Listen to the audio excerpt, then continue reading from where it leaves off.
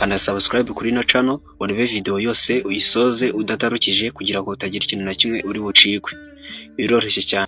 Hello guys, nshuti bakunda komeza kubana ahangaha umunsi kundi ndabashimiye cyane. Tudatinze rero uyu munsi tugiye kubana mbereka uburyo bakora KYC ya Pi, mbereka ibyo usabwa kuba wujuje kugira ngo ukore KYC ya Pi ndetse n'ibindi bitandukanye kugira ngo wemererwe KYC, usobanukirwe n'uburyo bakora KYC byose mubyirebera muri ino video. Ngiye kukwereka uko bikorwa, reka dutangire. Nkuko bireba ahangaha turi muri Pi, turi muri Pi, reka turebe neza ibisabwa. Ahangaha turi ni muri Pi browser, tugiye kuba twagenda muri Pi kugira ngo mbikwereke neza ubashe kugenda ubisobanukirwa akantu kamwe ku kandi. Niyo mpamvu usaba kureba ino video yose kugeza irangiye kugira ngo usobanukirwe buri kimwe, nugera aho gukora KYC umenye n'icyo usabwa kugira ngo ukore KYC, umenye n'icyo usabwa kugira ngo ukore migration, umenye n'icyo usabwa kugira ngo ubashe kuba wakimura Pi zawe uzijyane kuri OKX ndetse n'ahandi hatandukanye. Tudatsinze rero, nimba uri kubireba urakanda utudomo dutatu uhitamo mainnet, umara guhitamo mainnet uze urebe ahangaha uhitemo mainnet checklist. Ahangaha uhita ukanda kuri mainnet checklist urebe neza uburyo bimeze nyine mainnet cyangwa uburyo mining yawe ya Pi ikora cyangwa ibibura kugira ngo wemererwe KYC cyangwa ugere kuri KYC cyangwa wemererwe migration. Urabona aho ngaho hari mu ibara ry'icyatsi naho twasoje. Urabona ikintu cya mbere aba ari kuba waradownloadinze Pi browser, iyo wabisoje bahita bagira completed. Noneho ikintu cya kabiri ni ugucreatinga Pi wallet, ni ugucreatinga wallet muri Pi browser. Bibisoje bahita bigira completed. Izo ni step ebyiri turangije, sibyo? Izere ko mubisobanukiye ako kantu. Rero step ikurikiye ni step ya gatatu. Iyi step ya gatatu rero ni yo guconfirminga Pi wallet. Ya wallet twamaze gucreatinga, tugiye kuba rero twayiconfirminga babone ko ari yacu. Tudatinze rero ngiye kuba nabikwereka, hari amagambo ya minoric phrase cyangwa amagambo y'ibanga uba guhereza iyo uri gucreatinga wallet. Ayo magambo rero niyo agufasha kuba wagira ati waconfirminga ira wallet. Urahita uya pastingemo hariya bayagusabye, nusoza uhita ukanda confirm wallet. Rero ahangaha urabona ko bahita bakohereza kode kuri ya email wakoresha wiyandikisha muri Pi network. Rero uhita ujya kureba iyo kode ukaza ukayishyiramo ahangaha. Rero hari abantu bari kwibaza ngo ni gute se nabigenza gute kugira ngo creating wallet ngo nabitarutse. Hoya, ntabwo nabitarutse, nabyo ngiye kuba nabikwereka muri no video. Icyo nagira ngo nkwereke ni uburyo ubigenza cyangwa mu gihe ugiye guconfirminga wallet. Ngiye kukwereka rero n'uburyo creating wallet, n'uburyo ucreating wallet kuri iki, kuri Pi network cyangwa Pi browser ukayihuza na Pi, ku buryo Pi zawe bizaye zijya muri Pi browser cyangwa zikajya kuri iyo wallet iri muri Pi browser. Noneho mu gihe wamaze kuba wagira ate wakemerwa KYC, mu gihe KYC yawe yaba iri active, ntabwo ino video mbere na mbere banze kwibutsa, ino video ntabwo igusezeye amafaranga kuhita ubona amafaranga muri Pi. Gusa hari abagura Pi mu buryo butemewe cyangwa ntabwo iragira igiciro cyemewe ku buryo abantu bayigura, ariko hari abavuga ko babashije kugurisha Pi zabo noneho bakaba babasha kugira ate kuba bakakira USDT cyangwa bakaba bazigurirana hagati yabo, ariko ntabwo Pi iragira igiciro cyemewe, gusa iri listing muri OKX. Rero tudatize nk'uko bireba urabona ko hamwe hari completed. Hariya twari tuvuye yari muri Gmail. Muri Gmail niho usanga ira kode baguhereza mu gihe ugiye guconfirminga ibyo nakubwiraga. Uhita upestingamo ya ntuze warangiza ugakomeza ya minoric phrase ugaconfirminga wallet. Icyo baba bakeneye no kugira ngo bamenye ko wallet izajya ijyaho Pi zawe ari iyawe koko, iyo wacreatinze washyizemo koko nimba hari ya nyayo, kugira ngo Pi zawe zitazigera ziyo. Rero iyo usoje ushyiramo kode bakohereje, ariko njyewe ahangaha ntabwo bazinyohereje kuko email nigeze gukoresha ziratandukanye. Bivuze ngo nimba warakoze iri kosa nawe iri kosa urikosore. Iyo mpamvu bisaba kuza kugira ate gukora change ugasubizaho ya email ya mbere wakoresha wiyandikisha kugira ngo babyemere. Iyi ni email nigeze guhindura, biba ngombwa ko nashaka guhindura email birangira bigize ate byanze. Bivuze ngo ikintu nakoze ni uguhita nsubira inyuma kajya guhindura email, ngashyiraho email yabanje, email nakoresha niyandikisha bwa mbere. Bivuze ngo email wakoresha wiyandikisha bwa mbere niyo yonyine yabasha kubona code. Ibi ngibi nibyo ndi kukwigisha kugira ngo nawe nimba ubishaka cyangwa nimba ugeze aho gukora KYC ubashe kuba wayikora. Mu nyihangane ijwi ntabwo rimeze neza, ariko turagerageza uko dushoboye kose kugira ngo ibintu bigende neza mubashe kusobanukirwa kurushaho. Ngiye kukwereka rero uburyo wa creatinga wallet. Mbere yuko nkwereka uburyo wa creating wallet rero reka tujye muri Pi wallet cyangwa muri Pi browser kugira ngo turebe neza cyangwa turebe ko wallet yacu twakonfaminze ari iya nyayo. Niturangiza kuba twabireba duhite dusubira inyuma tugende muri Pi bisanzwe tujye kureba ko ukonfaminga Pi wallet byakunze. Nimba uri kubireba ahangaha turi muri Pi wallet, nimba uri kureba iriya iyo hejuru bahishemo aba ari amagambo bahisha kugira ngo Pi wallet yawe igire umutekano. Nimba uri kubireba ahangaha urabona ko iyo wamaze kuba wayikonfaminga wakirimo Pi ahangaha ushobora kurisendinga cyangwa kurisivinga Pi zawe. Rero nimba uri ahangaha ngiye guhita nsubira inyuma njye kukwereka muri Pi nkwereke ko confirmed ya Pi wallet twamaze kuba twayikonfaminga mu gihe twamaze gushyiramo za minoric phase. Za minoric phase na amakode y'ibanga cyangwa na imibare y'ibanga igufasha kurinda konti yawe cyangwa mu gihe waba warayibagiwe ukaba wabasha kuba wayigarura. Niyo mpamvu bagohereza iriya mibare y'ibanga, niyo mpamvu mu gihe bayiguhaye uba ugomba gushaka ahantu uyandika cyangwa ugakoresha indi telefone ukayifotora ukayibika ahantu hizewe kugira ngo Pi wallet yawe igire umutekano. Bivuze ngo ino video irakomeza kukwigisha neza uko bakora KYC, ntabwo igusezeranya ko uhita ubona amafaranga muri Pi network. Ni umushinga umayininga igihe kirekire kuko uyu mushinga ushobora kumayinga byibura umwaka kugira ngo migration uhabwe migration nyine Pi zitangire kugenda kuri wallet. Bivuze ngo kugira ngo reka tureke gutinda kusobanura byinshi ndagenda bisobanura gake gake. Tutinze reka tugere ahangaha. Nimba uri kubireba urabona ko hamwe kudoringa Pi browser kwabisoje, creating Pi wallet kwabisoje, ukonfaminga Pi wallet twabisoje. None urabona ko community lookup migration nayo twayisoje.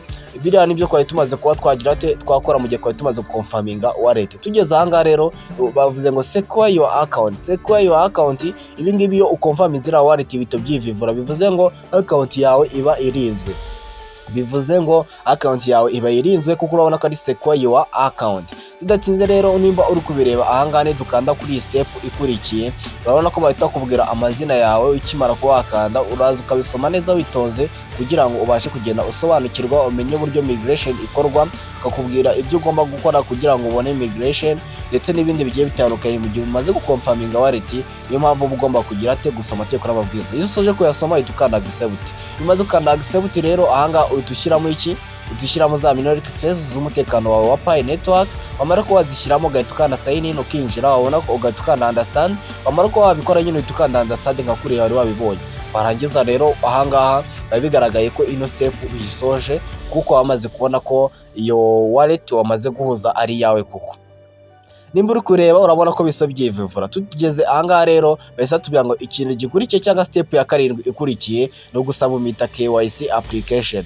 KYC application urayisubmitinga, wamara kuyisubmitinga bakaza kuyisuzuma bagahita bagenda kuri step ya 8.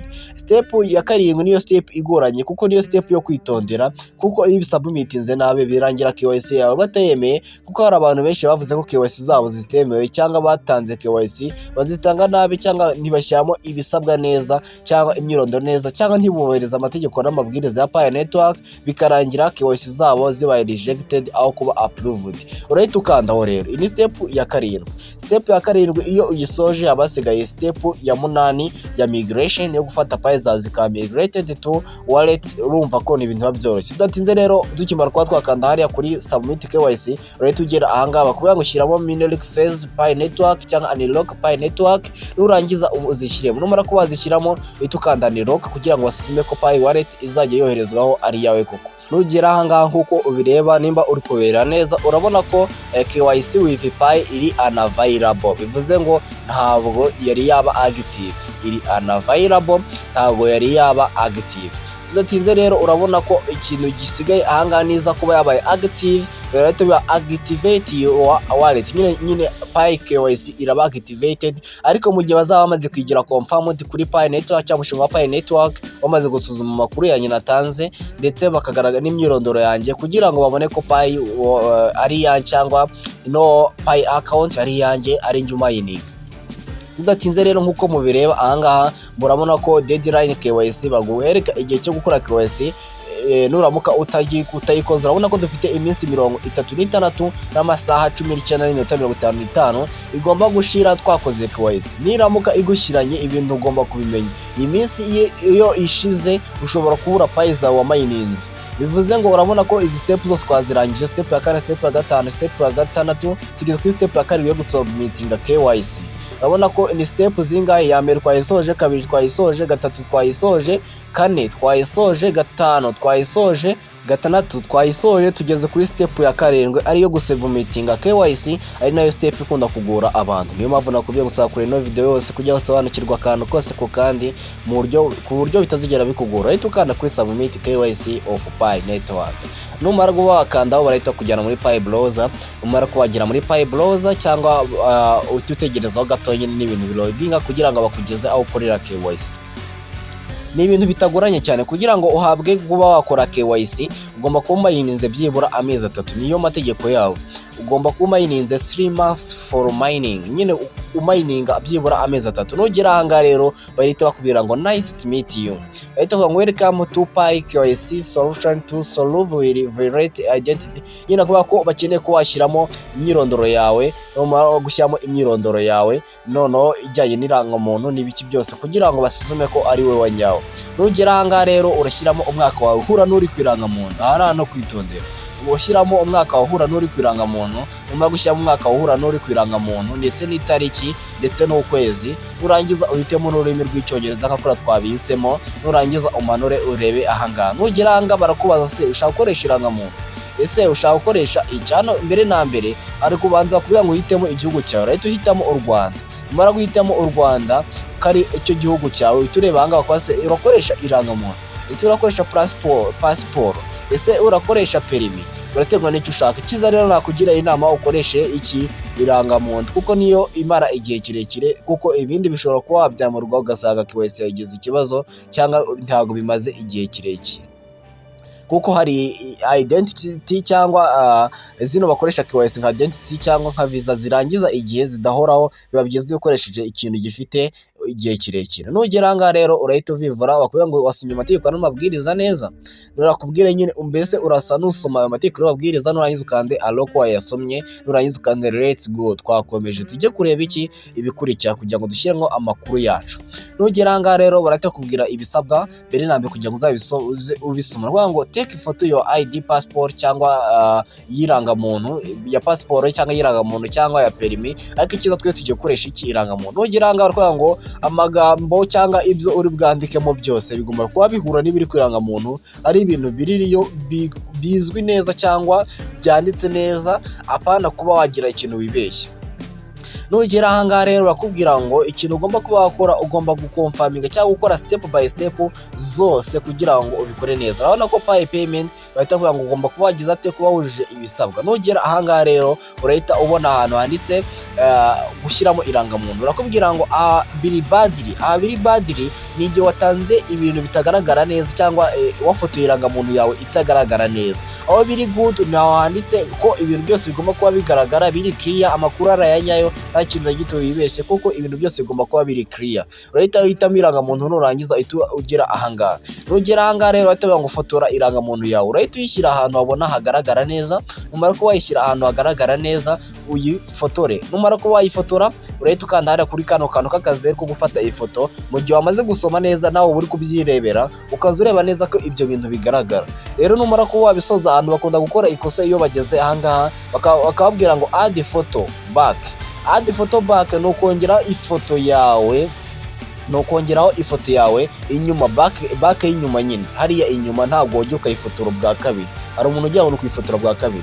Ikintu gikurikiye rero hano handitse ngo first name urashyiramo izina ryawe rya mbere, middle name nimba ufite amazina 3 urashyiramo izina rya kabiri, kuko ngiye mfite amazina 3 bivuze ngo aha urashyiramo izina rya kabiri. Nugera aha gatatu urashyiramo last name, urashyiramo izina rya gatatu. Ariko nimba ufite amazina 2 uraza gushyiramo izina rya mbere, middle name hataruke ushyire hano last name ushyiremo izina rya kabiri, kuko middle name uraba utayifite, uraba ufite amazina 2 gusa. Nugera aha rero urahitamo gender, urahitamo ko ari male cyangwa bitewe n'igitsina cyawe, uraza kuvuga ngo ni umukobwa cyangwa ni umuhungu bitewe n'uwuriwe, ariko ngenda hitamo ko ndiki umuhungu. Nimara kuba rero nabihitamo nk'uko mubireba aha ndaza mbitemo imyaka ihura n'iri kwirangamuntu yanjye. Nimara kuba nahitamo imyaka ihura n'iri kwirangamuntu yanjye ndahita manura aha hasi. Nugera aha rero nawe kwitondera, hano urashyiramo email yawe ihura niyo wiyandikishije kuri Pi Network. bivuze ngo ahangaha urashyiramo email yawe neza yanditse neza. Nugera ahangaha rero bahita kubaza ngo ID document, hano gushyiramo nomero yawe y'irangamuntu, hano gushyiramo nomero yawe y'irangamuntu ihura neza nyine n'ibiri ku ifoto, kuko iyo byanditse nabi urumva ari amakosa uba uri gukora. Ugasanga KYC yawe urayisubmitinze birangira ibaye rejected cyangwa bagatinda kuyikwemerera bikarangira utahawe KYC yawe itabaye approved. Bivuze ngo ugomba kwitondera buri kimwe kugira ngo cyemerwe kandi gikorwe neza.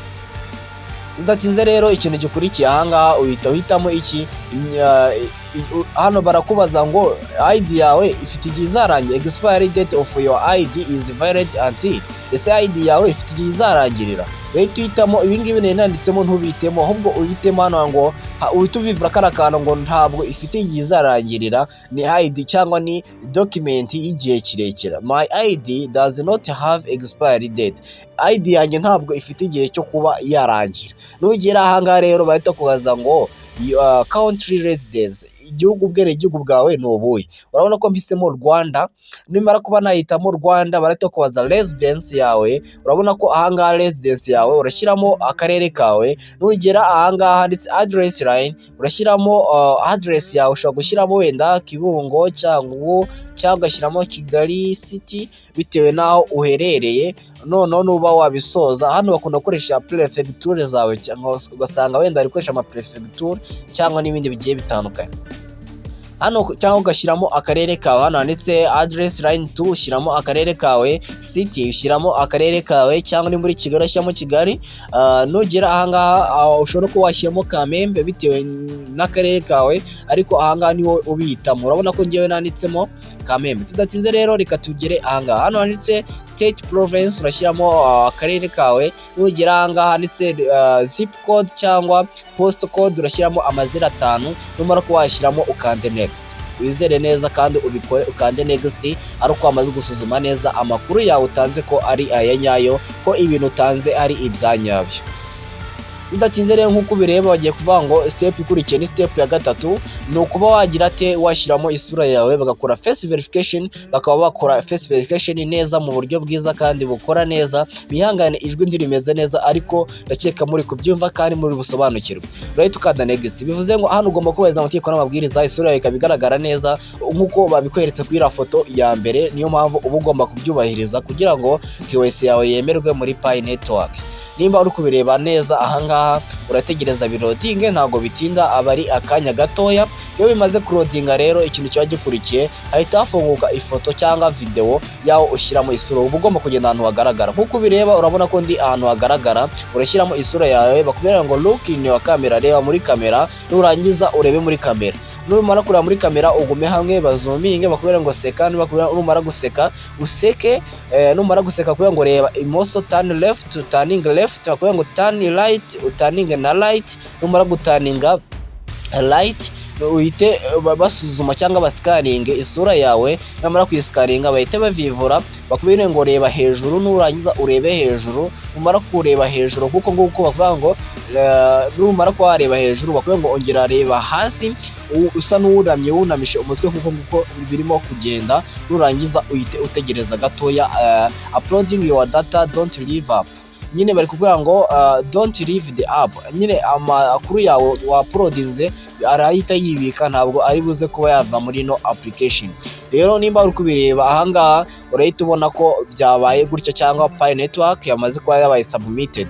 Tudatinze rero reka tujye kureba neza muri Pi, hamwe hari ngo submit KYC turebe neza ko byabaye approved. Reka tujye muri Pi turebe neza ko aho batubwiye ngo submitting KYC, turebe neza ko biri muri processing, turebe aho bigeze. Urahita winjira muri Pi yawe, numara kujya muri Pi Network urabona ko bimwe bya submit KYC byavuye n'iminsi yarangije kwibara hari immigration. Uhita ugenda hariya muri my checklist, urahita ugera ahangaha. Urabona ko ya step ya 8 batubwira ngo wait KYC result. Urabona ko submit KYC application completed, KYC identity verification process and the transfer and the mobile balance migration transfer blockchain. ubona ko byo byabaye completed, ya step ya 7 twayisoje. Uramo ko step ya 8 ari gutegereza tukemererwa iki, tukemererwa KYC. Nyuma yo gutegereza rero nituramuka twemereye KYC cyangwa bamaze kuba bayaprovinga, hano azahita yenduka icyatsi, harimo ibara ryo gusa n'umutuku cyangwa iroza, azahita yenduka icyatsi naho hivivu. Yamara kuba hakivuvura rero byamaze kuba completed, kizagikurikiye hazahita hakurikiraho migration. Bye bye, mugire ibihe byiza, ciao ciao, tuzasubire muri video zikurikira mbereka ko KYC yemewe, mureba neza no ko price zabaye migrated muri video zikurikira. Birasaba iminsi kuko bakubwiye ko migration byibura isaba hagati y'amezi ukwezi kumwe ndetse n'amezi 6 kugira ngo migration ibe yaba. Bivuze ngo nabyo nzaba mbibereka muri icyo gihe nikiba cyagera. Bye bye, mugire byiza, ciao ciao.